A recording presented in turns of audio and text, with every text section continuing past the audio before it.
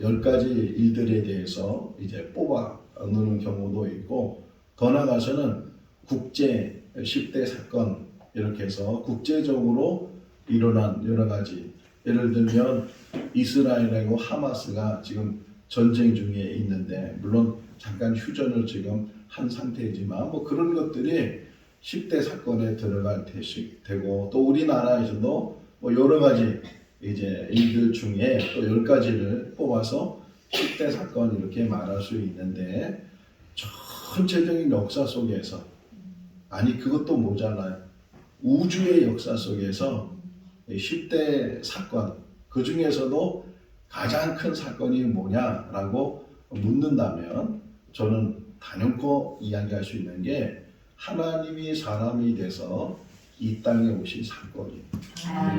흔히 이것을 성육신 하셨다 이렇게 말하는데, 하나님이 사람이 돼서 이 땅에 오셨다는 것, 사람이 된다는 자체 그게 기적 중에 기적이고, 이루어질 수 없는, 어떻게 창조주가 피조물의 한 사람이 돼서 이 땅에 올 수 있겠는가 하는 것을 다시금 생각해 봐도 이거는 가장 우주의 역사 속에서 가장 대표적인 그런 사건이고 기적이다 하는 것을 우리가 잘 이해를 하면 좋겠고, 그런데 그 하나님이 사람이 돼서 이 땅에 오셨는데 그걸 어떻게 증명할 수 있다는 거예요? 하나님이 사람이 됐다는 것, 말은 쉬운데 정말 하나님이 사람이 됐는지 그것을 증명을 하고 했을 때, 요즘도요 자기가 하나님이라는 사람이 있잖아요. 심지어는 여자 하나님도 있어서 내가 하나님이다 이렇게 얘기하는 사람이 있는데, 정말 예수님이 하나님이신데 사람이 돼서 이 땅에 오셨다라는 것을 증명할 수 있는 것, 뭐 여러 가지로 이야기할 수 있지만 하나님께서는 그 증명의 방법으로 성령을 주신 거예요. 그러니까 예수님이 오시기 전에 예수님이 오실 일에 대해서 많은 이야기들을 이 성경, 특히 구약 성경의 예언, 그러니까 미리 오기 전에 이런 사람이 올 거다, 이런 일을 할 거다, 이런 일이 일어날 거다 하는 것들을 한두 가지가 아니고 수백 개의 예언들을 구약 성경에 기록을 해놨기 때문에 그걸 하나하나 비춰보면 하나하나 예수님에 대해서는 비춰보고, 그래서 흔히 말해요. 구약은 예언이고 신약은 성취다 이렇게 말을 하는데, 그 하나하나가 다 예수님 안에서 이루어지는 그러한 일들을 통해서 이분이 정말 미리 예언했던, 미리 말하고 있던 메시아 그리스도 인류의 구주이시다라는 것을 우리가 알게 되고 또 믿게 되고 우리가 지금 고백하고 있어요. 예를 들어서 만약에 그 구약에 예수님에 대한 예언이 300개가 있어요. 그런데 그 300개 예언 중에서 예수님이 295개를 다 성취했는데 5개는 성취가 안 됐다. 그러면 확률적으로는 95점이니까 그래도 대단히 성취된 인물이라고 우리가 말할 수는 있겠지만, 이것은 완전히 이루지 못한 거잖아요. 뭐 한 가지를 못 이루어도 그 한 가지 못 이룬 것 때문에 부정할 수 있고 부인할 수 있고 인정을 안 할 수 있는 거예요. 그러니까 이게 얼마나 어려운 일이에요. 예수님에 대한 여러 가지, 한두 가지가 아닌데 수십 개, 수백 개의 그 예언된 말씀들이 예수님을 통해서 다 이루어져야 정말 그분이 성경에서 말했던 그분이구나, 그분이 메시아구나, 그리스도구나 이렇게 이야기를 할 수 있잖아요. 어떤 한 그림에 조각을 내서, 그래서 그것을 맞히는 게 있죠. 피스, 500개의 조각, 1000개의 조각 이런 것이 있는데, 몇 년 전에 저희 가족들이 1000개의 조각을 맞추기 시작했어요. 밀레의 만종이었는데 다 색깔이 검해요. 1000개니까, 조각이 1000개니까 이 1000개를 맞춘다는 게 하루 이틀이 되질 않더라고요. 어쨌든 그래서 맞춰 나갔는데 혹이나 그 1000개의 조각이 다 있어야 되는데 999개의 조각만 있고 1개의 조각이 없을 때 아무리 999개를 다 맞춰놔도 그 한 자리가 비어있기 때문에 완성된 게 아니잖아요. 그런데 다행인 것은 1000개의 조각이 다 있었고 1000개의 조각을 다 맞췄어요. 너무 기뻐가지고서 액자를 만들어서 그래서 벽에다 걸어놓기도 했는데 이사하면서 이게 어디 갔는지 지금 저 창고에 있을지도 모르고 그런데 다 맞춰야 돼요. 예수님이 이 땅에 오시는 그때부터 이 땅에서 그 모든 사역을 마칠 때까지, 그러니까 우리가 오늘 읽은 이 이야기가 구약에서 예언된, 구약에서 미리 말해준 그 일에 대한 증명을 지금 이 누가를 통해서 우리에게 보여주고 있습니다. 그러니까 첫 단추인데, 첫 단추가 뭐냐면 메시아가 이 땅에 오시면 그분은 반드시 베들레헴에서 출생한다. 미가서 5장 2절 말씀에 기록이 되어져 있어요. 베들레헴 에브라다야 이렇게 시작이 되는데, 여기도 에브라다야 라는 말이 들어간 이유는 베들레헴이 몇 군데 있었어요. 적어도 2군데. 우리가 흔히 잘 알고 있는 요한복음 2장에 가나라는 그런 장소에서 물로 포도주 만든 사건이 있는데, 이 가나라는 지명도 한 군데만 있는 것이 아니고 다른 군데 또 가나라는 지명이 있어요. 우리나라도 마찬가지죠. 똑같은 이 이름이 여러 군데 있을 수 있는데 바로 거기야 하는 것이 베들레헴 에브라다야, 다윗의 동네를 확실하게 가르쳐주고 있는데, 거기서 메시아가 태어난다 하는 것을 우리에게 이야기를 하고 있어요. 자, 퀴즈입니다. 질문이에요. 110kg 뭘 의미할까요? 110kg. 거리. 제일 먼저 떠오르는 것은 중부 고속도로 110km 제한속도, 뭐 이게 떠오를 수도 있는데, 뭐라고요? 거리. 어느 거리? 무슨 거리? 요셉과 마리아가 살고 있는 곳은 나사렛이고, 미가서 5장 이전에 서울거리, 이렇게 진천의 서울거리 뭐 그렇게. 자, 요셉과 마리아가 살고 있는 것이 나사렛이고, 미가서 5장 이전에서 메시아의 탄생지가 베들레헴인데, 그 나사렛에서 베들레헴까지 거리가 110km 정도 되는 거리예요. 지금으로 보면 자동차로 1시간이면 갈 수 있는 거리지만, 그 당시 이제 요셉과 마리아가 그 나사렛을 떠나서 베들레헴으로 갈 때 며칠 정도가 걸렸을 것 같아요. 적어도 일주일 이상은 걸리는 그런 거리를 이제 요셉과 마리아가 가게 돼요.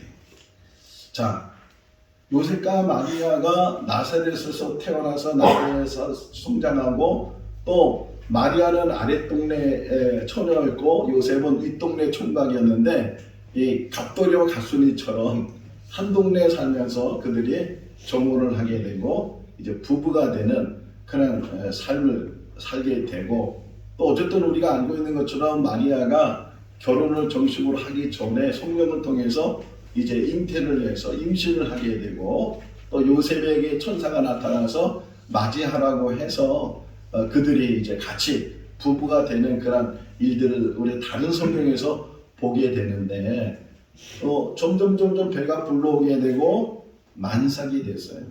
이제 오늘 내일 할 정도로 그렇게 언제 아기를 낳을지 모르는 그런 상황에서 그 나사렛에서 그 먼 110km나 되는 그 먼 거리까지 일부러 갈 수 있는 일이 있겠어요?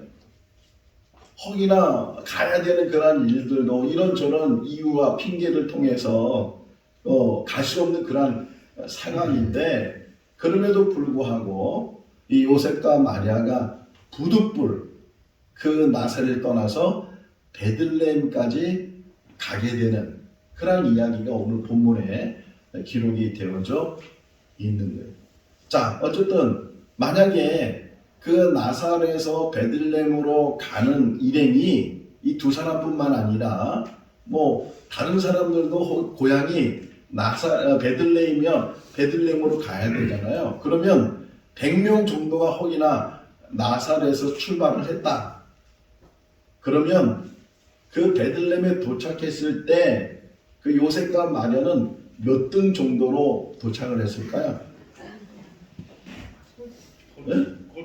왜 꼴찌죠? 가는 그 여정이 다른 사람도 부리나게 가는데 지금 몸이 무겁고 그런 상황에서 베들레헴에 그래서 오늘 7절을 보시면 그 이야기가 잘 설명이 되어져 있고 어쨌든 그래 베들레헴에 도착해 보니까 여관이 없었다는 거예요. 여관이 없어서 결국 다른 곳에서 이제 마리아가 아기를 낳게 됐다. 제가 오래전에 진천에 있다가 다른 곳으로 이제 사역지를 옮겨서 또 생활하다가 다시금 이제 진천에 왔어요. 그때 다시 두 번째 왔을 때 보니까 이 진천에 모텔이 너무 많은 거예요.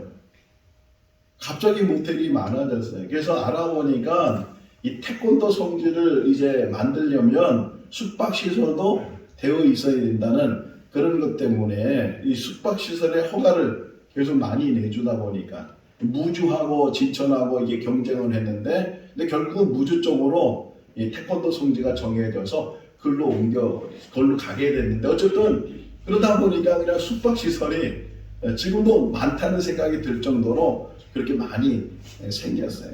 자, 그런데 2000년 전에 이런 로마 황제가 호적 신고를 하라고 해서 이제 사람들이 크게 이동을 하게 되는데 갑자기 숙박시설을 늘리거나 그럴 형편이 아니고 베들레헴도 아주 작은 도시, 작은 시골이에요.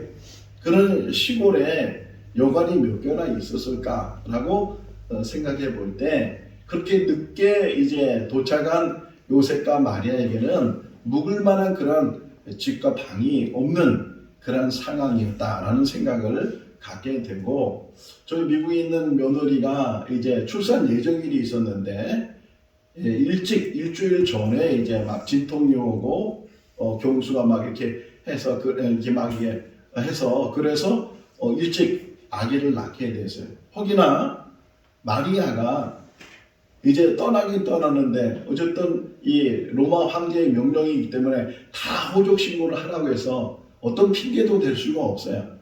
다 누구나 난 임신했기 때문에 나는 아프기 때문에 이러다 보면 이 사람 저 사람 핑계를 대니까 누구든지 죽지 않으면 가서 고향에서 호적 신고를 하라는 그런 명령 속에서 어쩔 수 없는 만삭된 몸으로 이제 마리아가 가고 있는 거예요. 자, 그러다 보면 혹이나 가는 여정 속에서 아기를 낳을 수도 있잖아요.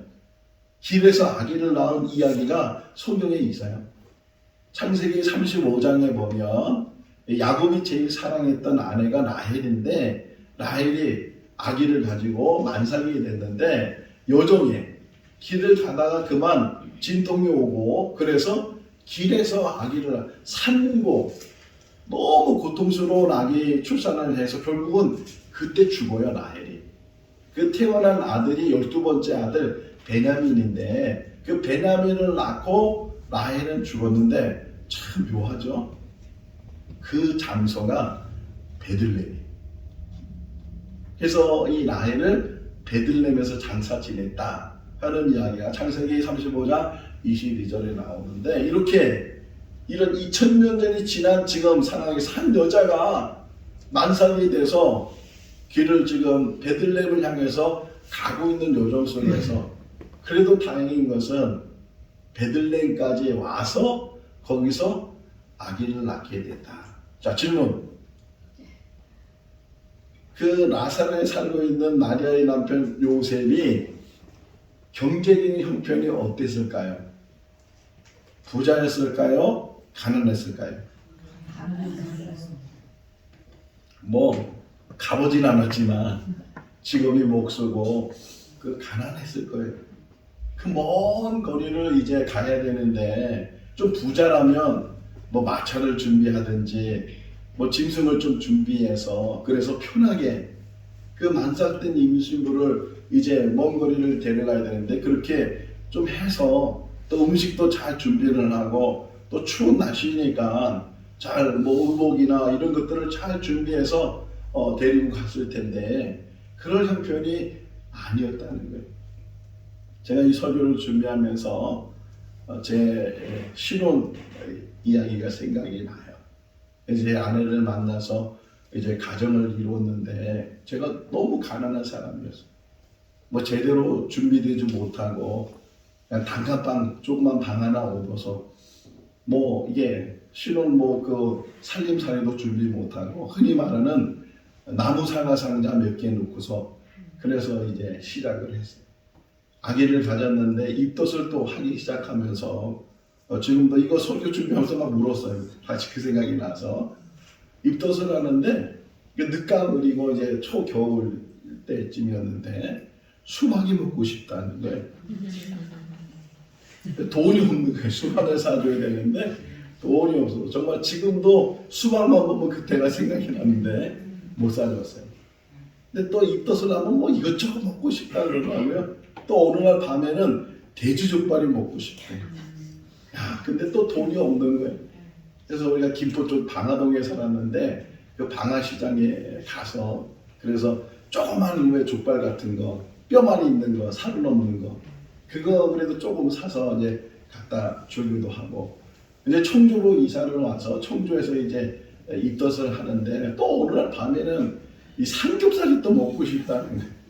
근데 주머니에 1인분 정도 살 수 있는 삼겹살 돈이 있어서 그 삼겹살 식당에 들어가서 주인한테 혹시 1인분도 되냐고 그 사람이 아주 빤히 쳐다보면서 저희 두 내외를 쫓아내는 그런 경험을 하고서 이제 첫 딸을 낳는데 요셉은 저보다 더 어려운 형편, 더 가난하고 저 정말 그 마음으로는 그 마리아한테 잘해주고 싶고 그랬을 텐데 그런 형편이 아니니까 또 마리아도 그런 형편을 알고 있기 때문에 묵묵히 어쨌든 남편 요셉을 따라서 그 나사렛에서부터 베들레헴까지 오게 됐는데 자 7절을 한번 읽어볼까요? 읽어보겠습니다.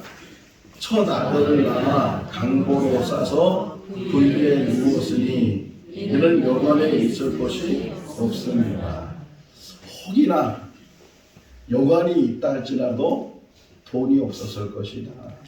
그런 생각이 들었어요. 어쨌든 뭐 간신히 베들레헴까지 도착을 했는데 막 진통이 시작이 되고 막 아기를 낳아야 되는데 마땅한 장소가 없어서 찾은 곳이 여기 구유란 단어 속에서 우리가 알 수 있는 게 이게 마국간이었구나. 한적한 마국간 안에 들어가서 혹이나 그 마국간에 볏집이 있었으면 그래도 좀 다행이겠다 생각이 되는데 그곳에 가서 정말 아기를 낳았어요. 이 강보는 출산하기 전에 엄마가 임산부가 아기를 처음 쌀 수 있는 보자기를 준비를 해요. 거기다 하나님의 말씀에 술을 놓고 이제 그런 건데 그 준비된 강보에 싸서 그래서 마침 보니까 그 마국간에 구유가 하나 있었는데 그 구유에 아기를 누였다는 거예요. 우리는 이걸 이야기 속에서 지금 생각하는데 이 상황을 현실 속에서 다시금 되짚어 보면 자 구유가 뭐예요? 말밥그릇이죠. 말밥그릇. 그 구유의 상태가 어떤 상태였을까요? 네? 깨끗해요? 냄새 안 나요? 더럽고 냄새 나고 그런 장소 그런 것에 지금 하나님이었던 그분이 사람이 돼서 이 땅에 오셔서 태어나서 처음 누운 자리가 구유라는 거예요. 자, 베들레헴에서 태어난다는 것은 예언되어 있어요. 그런데 구유에 누워 있다는 것은 전혀 예언되어 있지 않는 그런 내용인데 베들레헴 거기서도 마국간 구유에 거기서 태어나 구유에 누워 있다. 왜 그랬을까? 세상은요, 성경은요, 우연이라는 게 없어요.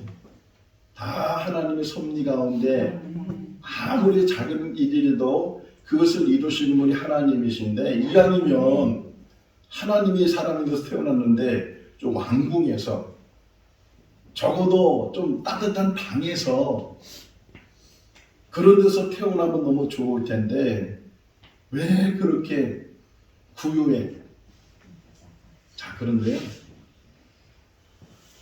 만약에 이 구유보다 더 낮은 곳이 있으면, 구유보다 더 천한 곳이 있으면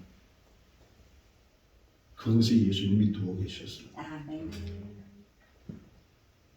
그 구유는 가장 낮은 곳을 위해 가장 높으신 분이 이 땅에 오셔서 처음 우리에게 보여주신 것이 가장 낮은 곳이었어요. 자, 인간은 높은 것을 지향해. 인간이 가지고 있는 욕망, 성취하는 것, 뭐든지 이루는 것, 한 단계 올라가고 또 한 단계 올라가고 계속 올라가려고 하고 더 많이 가지려고 하고, 인간의 욕망인데, 예수 그리스도는 우리에게 본을 보이시는 것이 계속 낮아지시는 거예요. 계속 낮아지시고 더 낮아지셔서 그것이 우리에게 첫 번째 보여주는 모습이 구유에 누워 계시다. 제가 1989년도에 중국을 다녀왔어요. 개방되기 전인데 한 30년 일행이 국가에서 보내줬거든요. 가서 이제 관광을 하게 되는데, 뭐 대학을 견학하고 베이징에 갔는데 그 가이드가 자금성을 데리고 왔어요. 어마어마하죠. 자금성이 얼마나 큰 궁전인지 몰라요. 황제가 사는 집이니까. 그래서 여러 가지 설명을 했는데 지금도 기억나는 것 중에 하나가, 그 임금이 사는 집 들어갈 때 문턱이 있죠. 문턱이 되게 높았어요. 그러면서 하는 설명이 뭐냐면, 천하의 모든 사람들은 절대로 이 문턱보다 높으면 안 된대. 만약 이 황제가 사는 이 집의 문턱보다 높으면 3대를 다 멸절시키고 반역하는 사람으로 이렇게 해서. 우리나라도 마찬가지입니다. 임금의 경복궁이나 이런 이게 임금이 사는 집의 문턱, 그 문턱보다 다 낮아야 돼. 아무리 사대의 권리를 가지고 있어도 임금보다 다 낮아야 돼. 우리가 흔히 문턱이란 말 쓰죠. 입시 문턱, 취업 문턱, 문턱이 너무 높다. 이럴 때 그 문턱보다 다 낮아야 돼. 자, 구유는 우리 그리스도인들에게 주는 문턱이에요. 낮아야 돼. 구유에 누울 수 있어야 되고, 더 나아가서는 구유보다 더 천한 것, 더 더러운 것, 더 냄새나는 것, 여기라 할지라도 우리는 낮아질 수 있습니다. 우리는 순종할 수 있습니다. 이게 참 그리스도의 모습이에요. 그런데 우리는 그렇지 못하니까 자꾸만 내 감정 속에, 내 욕망 속에 교회의 직분이 무슨 감투처럼 생각을 하고, 그거 되면은 뭔가 한 가지 하는 것처럼, 그게 아니고 교회 직분은 섭리라고 주시는 거잖아요. 낮아지라고 주시는 거잖아요. 자, 다윗을 보세요. 사무엘 하 6장을 보면 다윗이 법궤를 옮기는 이야기가 나와요. 처음에는 수레로 끌고 갔다가 그만 웃사가 죽게 되고, 그 다음엔 다윗이 깨달아서, 그래서 제사장들이 법궤를 메고 이제 다윗성으로 들어가게 되는데, 다윗이 너무 좋으니까 막 춤을 추면서 그 법궤를 따라갔어요. 근데 다윗의 부인 미갈이 그걸 보면서 막 업신여기는 거예요. 아니, 왕의 체면에 그런 백성들 앞에서 춤을 막 하체가 막 보일 정도로 그러니까 왕의 체면에 그게 뭐냐고 막 야단을 쳤어요. 그때 사무엘하 6장 22절 말씀에 보면 뭐라고 이야기하냐, 다윗이 내가 이보다 더 낮은 것도, 내 스스로 더 천한 것도 할 수 있다. 그게 다윗의 고백이었어요. 왕이거든요. 높은 자리에 있는 사람이거든요. 근데 하나님 앞에서는 더 낮아져야 되고 더 천한 일에 대해서도 우리가 그것을 나의 삶으로 인정하는 거예요. 자, 요즘 이 예수님이 누웠던 구유를 사람들이 또 교회가 무엇으로 사용하는가? 장식품으로 사용하고 있어요. 뭐 이렇게 뭐 만들어서, 물론 그게 나쁘다는 뜻은 아니에요. 장식으로 생각하고 있어요. 근데 하나님께서 우리에게 보여주신 그 구유는 삶의 자리예요. 아멘. 구유에 누울 수 있기를 바랍니다. 아멘. 구유에 누울 수 있는 사람은, 우리 겸손에 대해서 제가 설명했는데, 자기가 죽은 사람이에요. 아직도 자기의 이 감정이 살아있는 사람은 누울 수가 없어요. 냄새 난다고, 나를 어떻게 보냐고, 나를 이것밖에 안 보냐고, 나를 이렇게 무시하냐고, 그러면서 우리가 자꾸만 나를 나타내고, 나를 드러내고, 나를 자랑하고, 나를 높이려고 하면 절대로 구유에 누울 수가 없어요. 구유는 삶의 자리. 자, 예수님의 삶은 나무에서 시작해서 나무로 끝나는 삶이었어요. 구유에 누우신 예수 그리스도가 나중에 그 십자가에, 어떤 사람은 그렇게 얘기하더라고요. 구유를 만든 나무와 십자가를 만든 나무는 똑같은 나무였다고 이렇게 표현하는데, 그 중간에 예수님의 직업이 뭐예요? 목수였어요. 나무를 다루는 그런 직업을 가지고 공생에 하시기 전까지, 그러니까 나무로 시작해서 나무로 이제 삶을 마쳤는데, 구유와 십자가를 제가 연결해 봤어요. 구유는 낮은 곳이잖아요. 낮은 곳이라고 설명했죠. 자, 근데 그 구유보다 더 낮은 곳이 십자가. 우리 십자가를 자랑하죠. 목걸이 만들고 뭐 배지 만들고, 물론 자랑할 만해요. 그 안에 구원의 역사가 있으니까. 근데 예수님 당신이만 해도 그 십자가는 구유보다 더 낮은 곳이에요. 자, 예수님이 십자가에 이제 못 박히는 그런 이야기 속에서 자세히 보시면 예수님의 옷을 다 벗겨버려요. 겉옷은 물론이고 속옷까지 벗겨서 제비 뽑아서 그 로마 군병들이 나눈 거예요. 다시 말하면 시원하게 걸치지 않은 몸으로 그 고통 속에서 가시면류관, 채찍 맞은 것, 양손에 못, 양발에 못, 이것을 6시간 동안 그 꼭대기 위에, 구유는 그래도 안 보이는 곳에 있는 장소라면 이 십자가는 많은 사람들이 보고 있는 그 장소에 하나도 걸치지 않은, 사람이 제일 부끄럽게 생각하는 게 뭐예요? 수치거든요. 모욕감, 수치 이런 것들을 다 담당하시고, 그분이 그 모든, 그래서 그 십자가 위에서 7 말씀을 하신 것 중에 한 말씀이 다 이루었다. 그분은 가장 낮은 곳에 오셔서 더 낮은 곳에서 하나님의 뜻을 이루신 분이에요. 진정한 그리스도인은 낮아지는 거예요. 참 그리스도는 자기를 죽이고 그리스도 안에서 그리스도와 함께 사는 삶이에요. 이 대림절 절기를 통해서 우리가 더 주님의 구유를 묵상하고 정말 낮아질 수 있기를 바랍니다. 내가 누군데 하는 그것을 다 버리고 교회 와서, 우리 참 생거진족에 너무 감사한 일이에요. 우리 여기 보면 다 사장님이고 다 이게 한가닥 하시는 분들이더라고요, 보니까. 근데 와서는 커피 배달하고 청소하고 이런 것들이 주님의 모습을 닮아가는 거다. 세상에 있는 모든 지혜들, 세상에 있는 모든 자랑들 다 내려놓고 정말 구유에 누우신 예수 그리스도와 더불어 함께하는 문턱이잖아요. 이 구유가 우리의 문턱이에요. 그보다 더 낮아지면서 사는 우리의 삶이 될 수 있기를 주님의 이름으로 축원합니다. 기도하겠습니다.